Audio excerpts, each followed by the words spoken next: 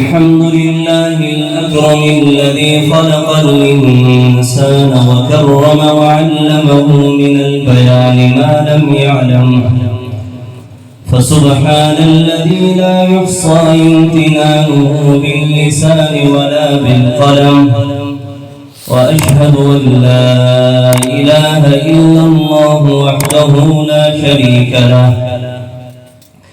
وأشهد أن سيدنا ومولانا محمدا عبده ورسوله الذي أوتي جوامع الكلم وكرائم الحكم ومكارم الشيم، صلى الله عليه وسلم وعلى آله وأصحابه نجوم الطريق الأمم. أما بعد، فإن علم الشرائع والأحكام هو أعظم فرائض الإسلام، ومن ثم أمر به وحض عليه تعليما وتعلما، فقد قال رسول الله صلى الله عليه وسلم: بلغوا عني ولو آية. وقال عليه الصلاة والسلام: من سلك طريقا يلتمس فيه علما سهل الله له به طريقا إلى الجنة. وقال عليه الصلاة والسلام: إن العلماء ورثة الأنبياء، وإن الأنبياء لم يورثوا دينارا ولا درهما، وإنما ورثوا العلم، فمن أخذه أخذ بحظ وافر، أو كما قال عليه الصلاة والسلام. بڑوں سے سنی ہوئی چند نصائح آپ کے سامنے عرض کرتا ہوں. اللہ تعالی مجھے حق اور سچ کہنے کی توفیق نصیب فرمائے. میرے عزیزوں، دین کے اندر تین چیزیں ایسی ہیں جن کو طے کر کے انسان اللہ تعالیٰ کا مقرر بندہ بنتا ہے. ان میں پہلی چیز ہے علم الہی. علم الہی یہ ایک ایسا نور ہے جس سے انسان زندگی گزارنے کی رہنمائی حاصل کرتا ہے. اگر علم نہ ہو تو انسان عمل کیسے کرے گا؟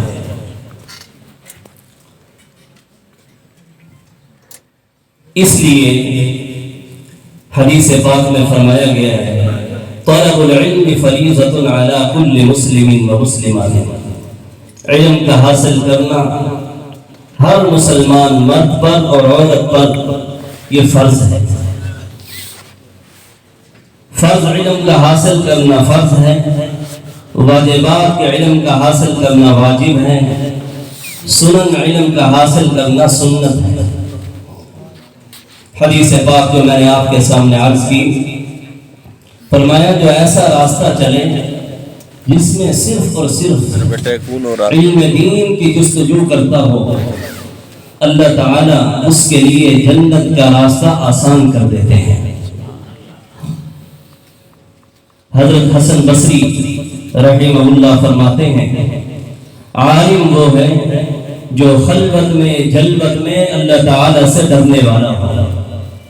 عبداللہ ابن مسعود رضی اللہ تعالی عنہ فرماتے ہیں: لیس العلم بکثرت الحدیث ولکن العلم عن کثرت الخشیہ. بہت سی باتیں یاد کر لینے کا نام عالم نہیں ہے، بہت سی باتیں، بلکہ صحیح معنوں میں عالم وہ ہے جو اللہ تعالیٰ سے کثرت سے ڈرنے والا ہے. عبد الملک بن مروان رحمہ اللہ، انہوں نے امام زہری سے پوچھا کہ آپ کہاں سے آ رہے ہو؟ انہوں نے کہا میں حرمین سے آ رہا ہوں. انہوں نے پوچھا حرمین میں آج کل دینی سیادت قیادت کس کے پاس ہے؟ دین کے اعتبار سے، رتبے کے اعتبار سے سب سے بڑے کون ہیں؟ فرمایا عطا ابن ابی رباح، ہاتھ کے لنگے، رنگ کے کالے۔ فرمایا عربی ہیں یا عجمی ہیں؟ فرمایا عجمی ہیں، موالی میں سے ہیں، معتق ہیں، آزاد کردہ غلام ہیں۔ فرمایا انہیں کیوں بڑا بنایا ہوا ہے؟ فرمایا شرافت میں، دیانت میں، روایت حدیث میں سب سے آگے ہیں۔ پھر پوچھا آج کل مصر میں دینی سیادت قیادت کس کے پاس ہے؟ فرمایا یزید ابن حبیب کے پاس ہے، بالکل کالا رنگ کوئلے کی طرح، سارا مصر ان کی زیارت کو آتا تھا۔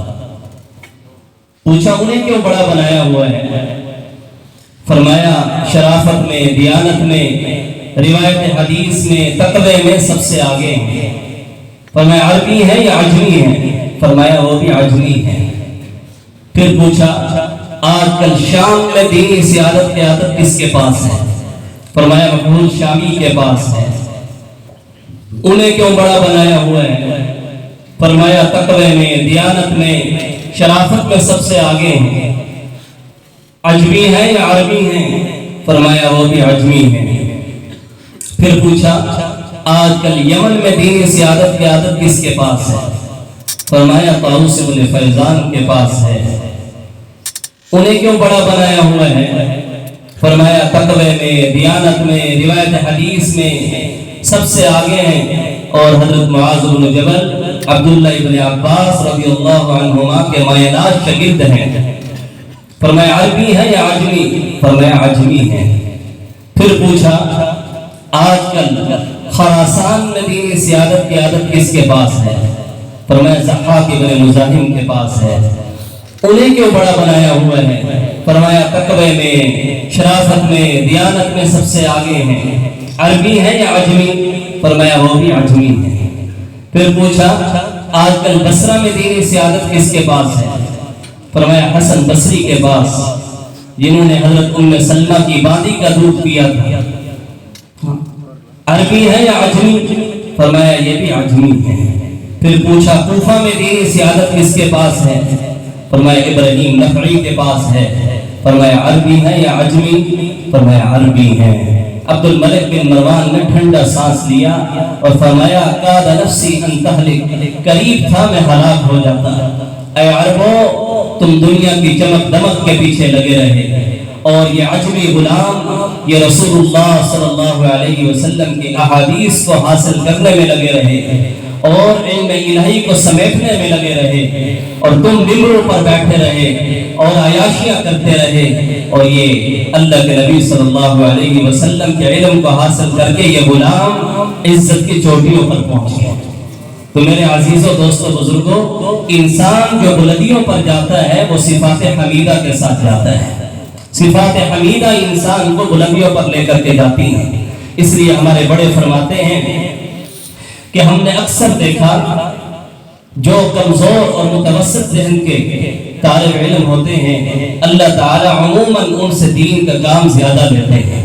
اس کی بنیادی وجہ یہ ہے ان کے اندر تواضع، عاجزی، انکساری، ادب یہ بہت ہوتا ہے۔ با ادب با نصیب، بے ادب بے نصیب۔ ابا جی فرماتے تھے رحمہ اللہ، ہم نے اپنے استادوں سے پوچھا استاد یہ کیا وجہ ہے کہ جو پڑھائی میں اچھے ہوتے ہیں اور ذہین ہوتے ہیں عموماً آگے جا کے دین کا کام نہیں کرتے؟ فرمایا استاد جی نے ہمیں یہ جواب دیا تھا کہ ان میں تکبر آ جاتا ہے، بڑائی آ جاتی ہے، جس کی وجہ سے یہ محروم ہو جاتے ہیں۔ تو علم الہی یہ سب سے بڑی دولت ہے۔ دوسری چیز میرے عزیزوں عمل ہے۔ علم ہو عمل نہ ہو تب بھی کوئی فائدہ نہیں۔ شیطان کے پاس علم تھا، عمل نہ کرنے کی وجہ سے خطا کھا گیا۔ بعض دفعہ شیطان آ کے یہ بات دل میں ڈالتا ہے اب یہ علم حاصل کر لو پھر بعد میں دیکھیں عمل کریں گے۔ نہیں میرے عزیزوں، صحابہ کی سیرت کو اٹھا کر کے دیکھیے، جو علم حاصل کرتے تھے اس پر ساتھ کے ساتھ عمل کرتے تھے۔ حضرت ابو بکر صدیق رضی اللہ تعالی عنہ فرماتے ہیں میں نے سورہ بقرہ 2 سال میں مکمل کی، جب میں نے سورہ بقرہ مکمل کی میرا عمل بھی اس کے مطابق ہو چکا تھا۔ اور تیسری چیز جو بہت اہم ہے وہ ہے اخلاص. علم ہو، عمل بھی ہو، اخلاص نہ ہو تب بھی اس عمل کا کوئی فائدہ نہیں. اور یہ اخلاص یہ بنیادی چیز ہے ان دونوں چیزوں کے لیے. پھر عمل کے اندر قبولیت پیدا ہوتی ہے، عمل میں وزن پیدا ہوتا ہے. ہمارے جو بڑے تھے وہ پوری رات اللہ کی عبادت میں گزارتے تھے، رونے دھونے میں گزارتے تھے، پھر بھی یہ کہتے تھے ما عبدناک حق عبادتک وما عرفناک حق معرفتک. اے اللہ، جس طرح تیری عبادت کرنی چاہیے تھی، جس طرح تجھے پہچاننا چاہیے تھا، ہم نہیں پہچان سکے. بلکہ یہاں تک لکھا ہے پوری رات عبادت کرنے کے باوجود صبح کو اپنے چہروں کو ہاتھ لگا کر کے دیکھا کرتے تھے کہ کہیں ہمارے چہرے مسخ تو نہیں ہو گئے. آج ہم دیکھ لیں، ہم گناہ کر کے اتنا نہیں ڈرتے جتنے ہمارے بڑے پوری رات عبادت میں گزار کر اتنا اللہ سے ڈرتے تھے. اس لیے اخلاص بنیادی چیز ہے. حضرت خالد بن ولید رضی اللہ تعالی عنہ یرموک کے موقع پر حضرت عمر بن خطاب رضی اللہ تعالی عنہ نے خط لکھا. اس لشکر کے سپہ سالار تھے، کمانڈر ان چیف تھے کہ آج کے بعد آپ امیر نہیں رہے. اگر آپ مدینہ واپس آنا چاہیں تو واپس آ جائیں، اگر وہاں رہنا چاہیں تو عام مجاہدین کے ساتھ مل کر کے جہاد کریں. حضرت خالد بن ولید رضی اللہ تعالی عنہ نے عام مجاہدین کے ساتھ مل کر کے جہاد کرنے کو پسند فرمایا. کسی نے کہہ دیا آپ کے لیے تو بڑی مشکل ہوئی ہوگی، پہلے آپ کمانڈر ان چیف تھے، امیر تھے. فرمایا نہیں، جب میں امیر تھا تب میں اللہ کو راضی کرنے کے لیے لڑ رہا تھا، جب عام مجاہد بن کر کے میں لڑا تب بھی میں اللہ کو راضی کرنے کے لیے لڑا. اس لیے میرے لیے کوئی مشکل نہیں ہوئی، نہ میرے دل میں بوجھ پیدا ہوا. سعد بن ابی وقاص رضی اللہ تعالیٰ عنہ کے بارے میں حیات الصحابہ میں لکھا ہے 19 سال کی عمر میں مسلمان ہوئے. جب مدائن کو فتح کر لیا تو ایک عام آدمی ان کے پاس کپڑے میں لپٹی ہوئی کوئی چیز لے کر کے آیا. جب اس کو کھول کر کے دیکھا، مدائن کے بادشاہ کا تاج تھا سونے کا. اتنا قیمتی تاج روایات میں ہے اگر وہ اس کو رکھ لیتے 7 نسلوں کو کافی ہو جاتا. آ کر کے پیش کیا، یہ مٹی کے نیچے پڑا ہوا تھا، کپڑے میں لپٹا ہوا لے کر کے آئے. تو سعد بن ابی وقاص رضی اللہ تعالی عنہ دیکھ کر کے بڑے حیران ہوئے اور پوچھا کہ یہ آپ کا نام کیا ہے؟ فرمایا میں نے جس کے لیے کام کیا ہے وہ میرے نام کو جانتے ہیں. پیٹھ پھیری اور وہاں سے چلے گئے.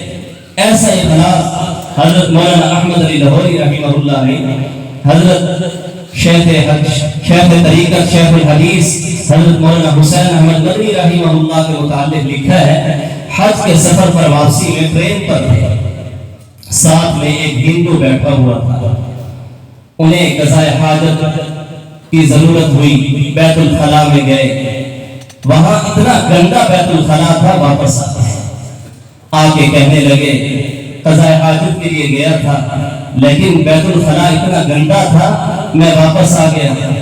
مولانا حسین احمد مدنی رحمہ اللہ وہاں سے اٹھے اور تشریف لے گئے. سارے بیت الخلا کو اچھی طرح صاف کیا، پھر آ کے بیٹھ گئے اور یوں فرمایا میں ابھی گیا تھا بیت الخلا صاف تھا، مقصد یہ تھا یہ چلے جائیں وہاں قضاء حاجت سے فارغ ہو رہے. بعد میں ایک بزرگ بیٹھے ہوئے تھے خواجہ نظام الدین رحمہ اللہ. انہوں نے کہا معلومات کی تو پتہ چلا کہ مولانا حسین احمد مدنی رحمہ اللہ نے جا کر کے بیت الخلا کو صاف کیا ہے ایک ہندو کے لیے، غیر مسلم کے لیے. وہ مولانا حسین احمد مدنی رحمہ اللہ کے بارے میں انہوں نے کچھ باتیں سن رکھی تھی، وہ اکثر ان کی غیبتیں کیا کرتے تھے. انہوں نے اس دن ان سے معافی مانگی کہ مجھے معاف کر دیجیے، میں نے آپ کے بارے میں یہ باتیں کی ہیں اور لوگوں سے سن رکھی تھی، آپ تو عظیم آدمی ہیں. فرمایا آپ نے ایک ہندو کے لیے بیت الخلا صاف کر دی. آگے سے جواب دیا حضرت مولانا حسین احمد مدنی رحمہ اللہ نے، میں نے آپ علیہ السلام کی سنت کو زندہ کیا ہے. وہ فرماتے ہیں کہ اس سے ہمیں اور تعجب ہوا کہ اس نے کون سی آپ کی سنت کو زندہ کیا. فرمایا ایک موقع پر ایک یہودی جو بھوکا تھا آپ علیہ السلام کے پاس آیا، رات کو آپ کے پاس ٹھہرا، آپ نے کھانا بھی کھلایا اور بستر بھی پیش کیا، اس کا پیٹ نرم ہونے کی وجہ سے اس کا پیشاب بستر میں نکل گیا۔ صبح میں وہ جلدی سے وہاں سے چلے گئے، وہ یہودی چلا گیا۔ آگے جا کر کے اس کو یاد آیا میری فلاں چیز وہاں رہ گئی ہے۔ جب واپس آئے تو کیا دیکھتے ہیں، میرے اور آپ کے پیارے حبیب حضرت محمد عربی صلی اللہ تعالی علیہ وسلم بستر کو خود دھو رہے ہیں۔ جب اس عمل کو دیکھا تو وہ فوراً یہودی مسلمان ہو گیا، مسلمان ہو گیا۔ اس لیے میرے عزیز و دوستو بزرگوں، یہ چند گزارشات تھی جو بڑوں سے سنی ہوئی ہیں۔ اللہ تعالیٰ اس پر ہمیں عمل کرنے کی توفیق عطا فرمائے، علم کو بھی شوق سے حاصل کریں، اس کے ساتھ ساتھ عمل بھی کرتے چلے جائیں، اور عمل کے ساتھ ساتھ جو بنیادی چیز ہے اخلاص، اللہ کے لیے کام کو کرنا ہے، کسی کو دکھانے کے لیے نہیں کرنا ہے۔ ہمارے بڑے فرماتے تھے نیکی کر دریا میں ڈال۔ آخری گزارش کر کے بات ختم کرتا ہوں۔ میرے عزیزوں، ہم آپ علیہ السلام کا کامل اتباع کرنے والے بن جائیں، اور آپ علیہ السلام کی اتباع دو چیزوں میں ہے، اعمال میں اور مقصد میں۔ آپ علیہ السلام کے دل کے اندر جس طرح سارے انسانوں کی ہدایت کی حرص تھی، لگن تھی، تڑپ تھی، ہمدردی تھی، ہمارے اندر بھی وہ پیدا ہو گئے، کیونکہ آپ علیہ السلام کا اتباع کیے بغیر ہم کامیابی اور منزل مقصود تک نہیں پہنچ سکتے۔ جو کہ کامیابی کے راستوں پر پہنچنا چاہتا ہے اور منزل مقصود تک پہنچنا چاہتا ہے، کامل طریقے پر آپ علیہ السلام کا اتباع کرنا پڑے گا۔ یہاں تک فرمایا لو کان موسیٰ حیا وادرک نبوتی لاتبعنی، اگر موسیٰ علیہ السلام بھی میری نبوت کے زمانے کو پا لیتے، انہیں میرا اتباع